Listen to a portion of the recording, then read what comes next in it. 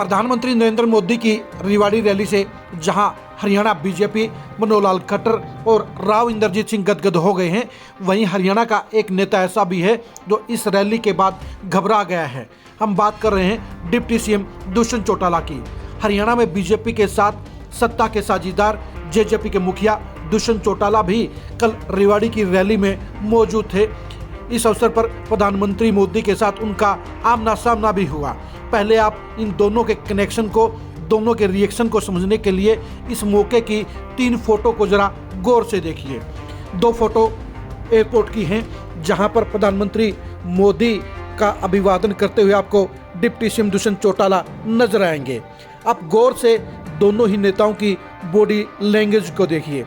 एक तरफ जहां दुष्यंत चौटाला प्रधानमंत्री मोदी के लिए पूरे बिछे हुए नजर आ रहे हैं, तो दूसरी तरफ आपको प्रधानमंत्री मोदी के चेहरे पर दुष्यंत चौटाला के लिए ना नरमाई नजर आएगी, ना प्यार नजर आएगा, ना ही आशीर्वाद नजर आएगा, बल्कि उनके चेहरे पर, उनकी आंखों में आपको दुष्यंत चौटाला के लिए सवालिया निशान नजर आएंगे। तीसरी फोटो है रैली के मंच की। इस फोटो के अंदर प्रधानमंत्री मोदी सीएम खट्टर के साथ आंखों में आंखें डालकर एक दूसरे का अभिवादन कर रहे हैं, तो उनके साइड में दुष्यंत चौटाला इग्नोर खड़े हुए नजर आते हैं। इस रैली के दौरान दुष्यंत चौटाला को पूरी तरह से हाशिए पर डालने का काम किया गया। बड़ी हसरतों के साथ दुष्यंत चौटाला इस रैली में शामिल हुए थे। उन्हें लगता था कि प्रदेश के डिप्टी सीएम होने के अलावा प्रदेश में गठबंधन सरकार के साझेदार होने के नाते उन्हें प्रधानमंत्री मोदी के साथ में उनके सामने रैली को संबोधित करने का अवसर मिलेगा, लेकिन बीजेपी ने उनके अरमानों पर पानी फेर दिया और दुष्यंत चौटाला को रैली में बोलने का अवसर नहीं दिया गया। खुद प्रधानमंत्री मोदी ने भी दुष्यंत चौटाला को अनदेखा करने का काम किया। उन्होंने अपने 35 मिनट के भाषण में एक बार भी जेजेपी या दुष्यंत चौटाला का नाम नहीं लिया। एक बार भी प्रधानमंत्री मोदी ने हरियाणा में गठबंधन सरकार का नाम नहीं लिया।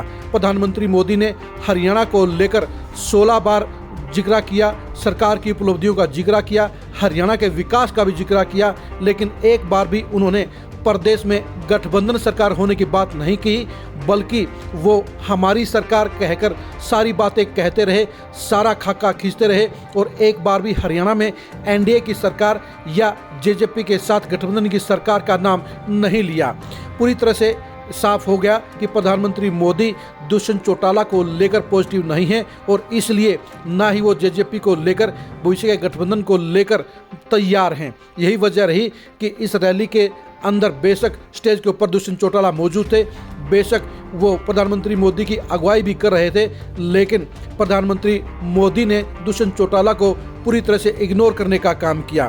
प्रधानमंत्री मोदी की फीडबैक, प्रधानमंत्री मोदी का रवैया देकर दुष्यंत चौटाला घबरा गए और इसीलिए दुष्यंत चौटाला ने आज दिल्ली में अपनी पार्टी की एक खास बैठक का आयोजन किया।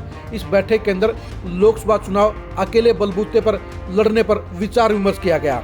इस मौके की भी आप 2 फोटो को जरा गौर से देखिए।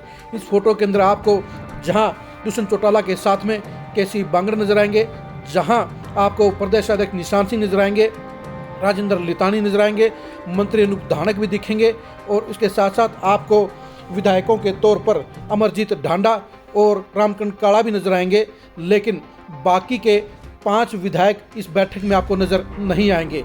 जहां तक नैना सिंह चौटाला की बात है, वो ऐसी बैठकों में शामिल नहीं होती हैं। रामकुमार गौतम भी जेजेपी से पल्ला झाड़ चुके हैं। रामनिवास ऊर्जा खेड़ा भी जेजेपी को अघोषित तौर पर छोड़ चुके हैं, लेकिन इसके अलावा न तो आपको देवेंद्र बबली नजर आएंगे, ना आपको विधायक ईश्वर सिंह नजर आएंगे और ना ही आपको जोगीराम सिहाग नजर आएंगे। चलिए हम बात करते हैं इस बैठक की खासियत पर, इस बैठक की चर्चा पर। यह बैठक बता रही है कि अब दुष्यंत चौटाला को भी बीजेपी के साथ समझौते की उम्मीद नहीं है, इसलिए दुष्यंत चौटाला ने आज पार्टी के नेताओं के साथ विधानसभा और लोकसभा चुनाव अपने बलबूते पर लड़ने पर विचार विमर्श किया। लेकिन इस बैठक के दौरान आप जेजेपी के सारे नेताओं की बॉडी लैंग्वेज को आप गौर से देखिए, आपको नजर आ जाएगा कि इस बैठक के अंदर शामिल जेजेपी के एक भी नेता की पॉजिटिव बॉडी लैंग्वेज नहीं है। यानी सभी नेताओं को पता है कि अगर बीजेपी के साथ गठबंधन नहीं हुआ तो फिर जेजेपी की मिट्टी पलीत हो जाएगी। आप एक एक नेता के चेहरों को गौर से देखिए। नेता बैठक में जरूर शामिल हैं, लेकिन हर नेता के चेहरे पर आपको उदासी नजर आएगी, हर नेता के चेहरे पर आपको चिंता नजर आएगी और हर नेता का चेहरा आपको लटका हुआ नजर आएगा। इस बैठक के दौरान किसी भी नेता ने यह नहीं कहा कि जेजेपी एक भी सीट अपने बलबूते पर जीत सकती है। सभी नेताओं ने इस बात की चर्चा की कि बीजेपी के साथ गठबंधन पर हर मुमकिन प्रयास करना चाहिए, लेकिन जेजेपी की मजबूरी है कि वो अकेले चुनाव मैदान में उतरेगी।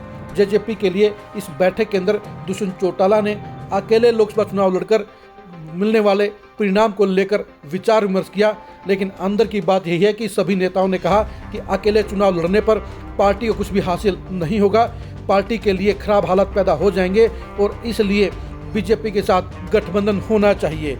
दुष्यंत चौटाला की इस बैठक का मैसेज बीजेपी पर प्रेशर डालना हो सकता है, लेकिन आज की तारीख में हरियाणा में बीजेपी उस मुकाम पर खड़ी है जहां पर उसे जेजेपी को जरूरत नहीं है, जहां पर उसे दुष्यंत चौटाला की जरूरत नहीं है, जहां पर उसे जेजेपी के वोट बैंक की जरूरत नहीं है, बल्कि बीजेपी अपने बलबूते पर लोकसभा की 10 सीटें जीतने की तैयारी कर रही है।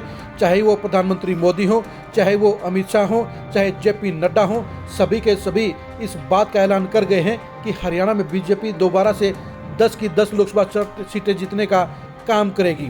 यानी एक तरफ जहां बीजेपी अपने बलबूते पर 10 सीटों पर प्रत्याशी उतारने के लिए तैयारियों में जुटी हुई है, सभी 10 लोकसभा क्षेत्रों में पार्टी ऑफिस खोल चुकी है, वहीं दुष्यंत चौटाला की प्रधानमंत्री मोदी के साथ में कल की रैली के बाद आखिरी उम्मीद भी टूट चुकी है और अब इस रैली में पूरी तरह से इग्नोर किए जाने के चलते, पूरी तरह से अनदेखा किए जाने के चलते और बोलने का मौका नहीं देने के चलते अब दुष्यंत चौटाला को भी साफ हो गया है कि बीजेपी उनको घास नहीं डालेगी और ऐसे में मजबूरी में उन्हें लोकसभा चुनाव अकेले बलबूते पर लड़ना पड़ सकता है और इसलिए उन्होंने इस बैठक का आयोजन किया, अपनी पार्टी के नेताओं से फीडबैक लेने का काम किया और मुसीबत के हालात में पार्टी की रणनीति पर विचार किया। इस बैठक से और रैली से साबित हो गया है कि ना तो बीजेपी जेजेपी के साथ गठबंधन करने के लिए तैयार है और अब जेजेपी को मजबूरी में बीजेपी से अलग ही लोकसभा चुनाव लड़ना पड़ सकता है। 2024 के लोकसभा चुनाव में बीजेपी के साथ जेजेपी के गठबंधन के भविष्य को जानने के लिए आप खरी खरी न्यूज़ के साथ बने रहिए। लोकसभा चुनाव में जेजेपी के अंजाम और दुर्गति को जानने के लिए भी आप खरी खरी न्यूज़ के साथ बने रहिए।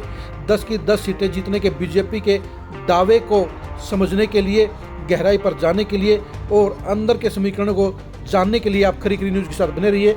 आप हमारे फेसबुक पेज को फॉलो कीजिए, आप हमारे यूट्यूब चैनल को सब्सक्राइब कीजिए। नमस्कार।